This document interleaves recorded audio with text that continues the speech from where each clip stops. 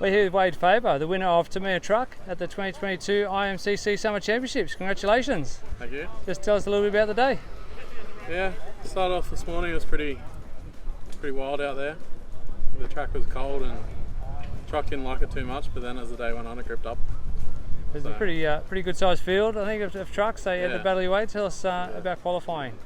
I started in the first lot of trucks and didn't start too good. I think I finished 9th in the first qualifier and then made it up in the next two. Just tell us a little bit about your RC journey. So how you got into RC and how long you've been doing it.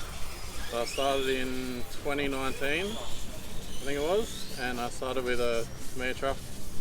And first year I just raced truck and started getting into touring car, and then went from there. And now you're running a whole bunch of classes, right? Yeah, you got the bug and you're hooked.